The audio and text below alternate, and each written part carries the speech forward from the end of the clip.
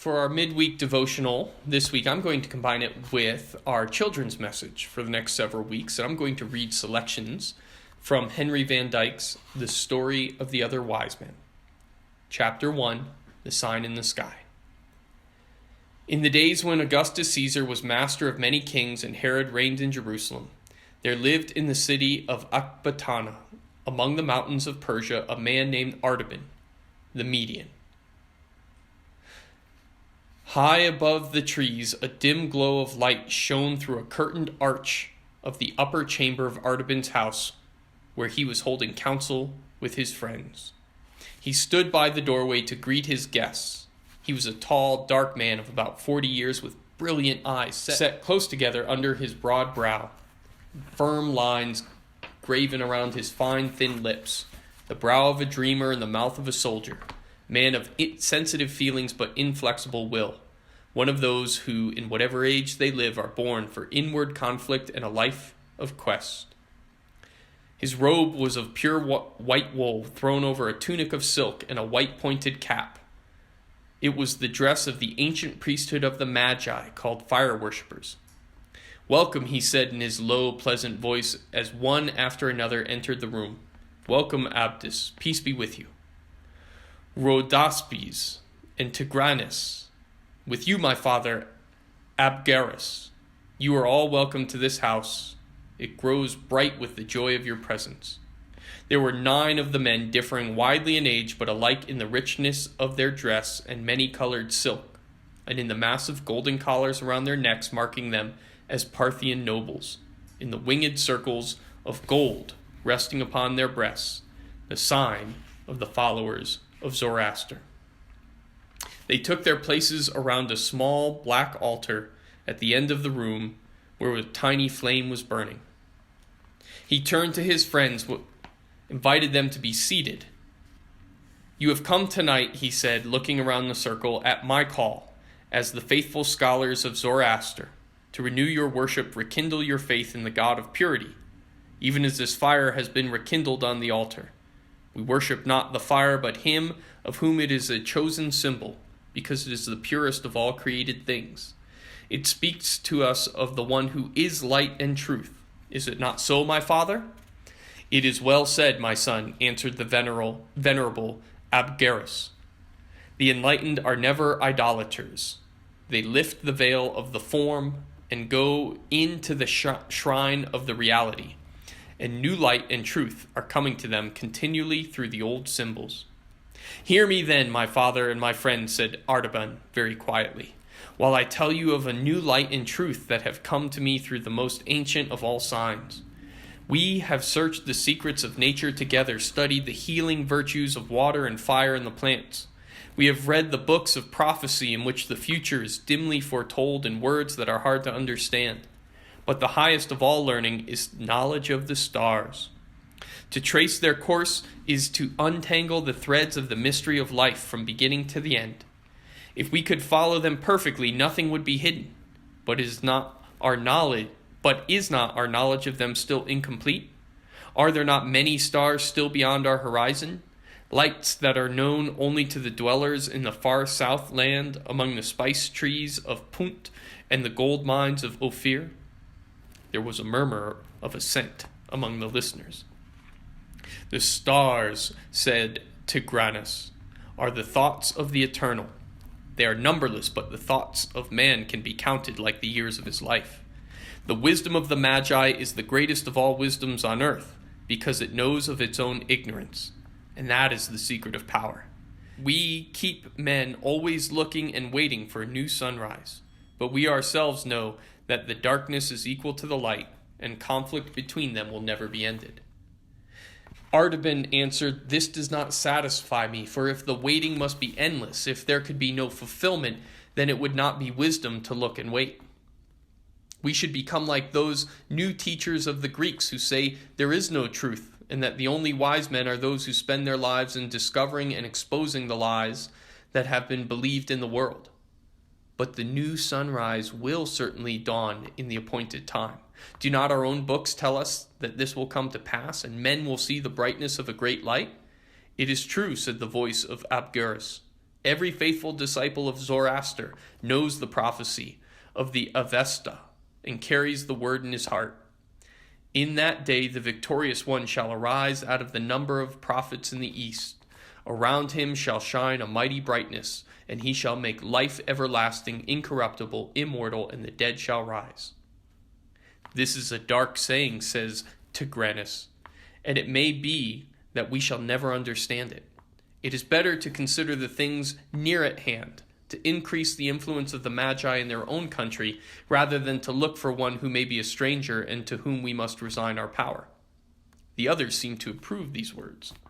There was a silent feeling of agreement manifest among them.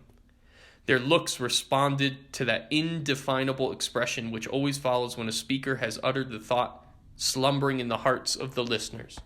But Artaban turned to Abgarus with glow on his face and said, "My father, I have kept this prophecy in the secret place of my soul.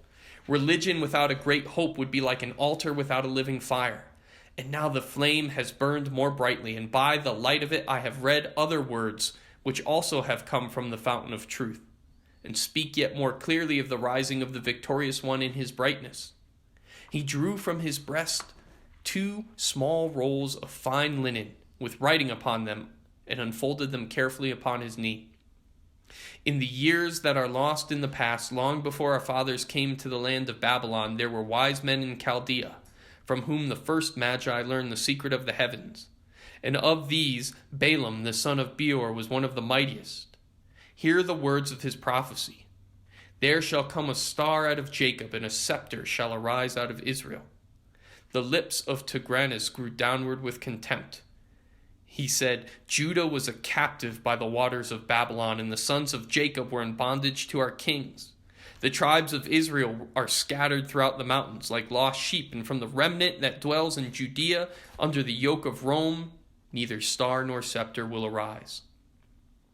"And yet," answered Artaban, "it was the Hebrew Daniel, the mighty searcher of dreams, the counselor of kings, the wise Belteshazzar, who was most honored and beloved by our great King Cyrus.